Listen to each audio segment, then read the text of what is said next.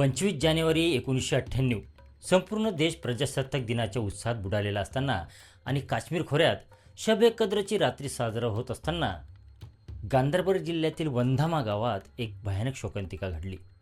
भारतीय लष्कराच्या गणवेशात आलेल्या दहशतवाद्यांनी एकापाठोपाठ 4 घरे गाठली। चहा पाण्याच्या बहाण्याने गप्पा मारल्या आणि रेडिओवरून सिग्नल मिळताच कलाश्निकोव्ह रायफलीमधून अंधाधुंद गोळीबार सुरू केला।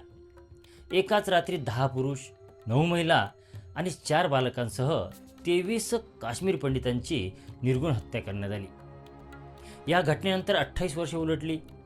मुख्य संशयित चकमकीत मारले गेल्याचे सांगून पोलीस तपास बंद करण्यात आला। परंतु आता जम्मू काश्मीरच्या राज्य तपास यंत्रणेने म्हणजेच SIA या हत्याकांडाची फाईल पुन्हा उघडली आहे।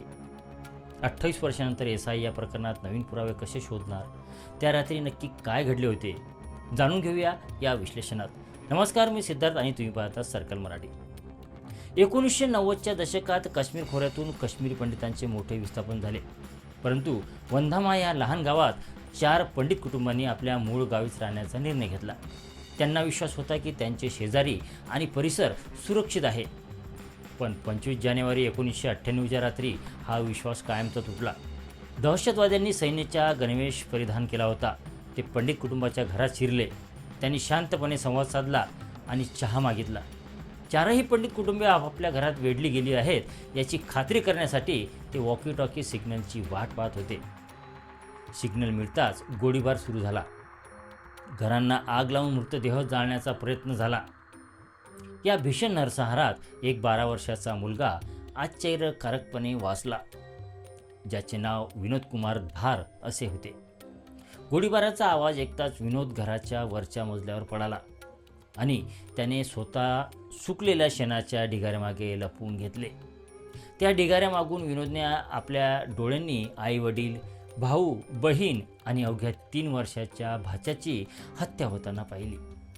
गोळ्यांचा आवाज आणि सुन्न करणाऱ्या किंकाळ्यानंतर पसरलेली शांतता, विनोद त्या रात्रीचा एकमेव जिवंत साक्षीदार ठरला।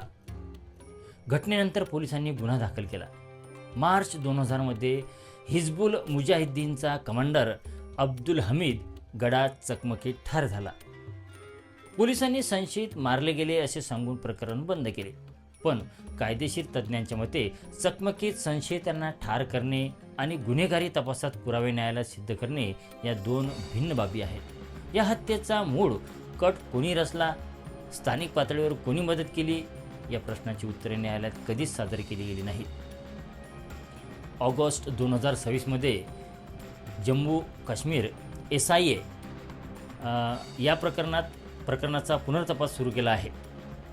यापूर्वी न्यायाधीश नीलकंठ गंजू, सर्वानंद कौल प्रेमी आणि सरला भट प्रकरणाचा पुनर्तपास सुरू झाला असून काहींमध्ये आरोपपत्रेही दाखल झाली आहेत। SIAचे ध्येय या हत्याकांडातील संपूर्ण संस्थात्मक नेटवर्क आणि स्थानिक अटककार्याचा पर्दाफाश करणे हे आहे। गुन्हेगारी कायद्यात एक महत्त्वाचे सूत्र आहे, क्राईम नेव्हर डायज, अर्थात गुन्हा कधीही जुना होत नाही। 28 वर्षानंतर सुरू झालेला हा तपास पीडितांना आणि विनोद कुमार धारला पूर्ण न्याय मिळवून देईल का, हे येणारा काळच ठरवेल। तुम्हाला काय वाटते कमेंट्समध्ये नक्की सांगा। व्हिडिओ आवडला असल्यास लाईक करा, शेअर करा आणि चॅनलला सबस्क्राईब करायला विसरू नका। भेटूयात पुढच्या व्हिडिओमध्ये, तोपर्यंत धन्यवाद।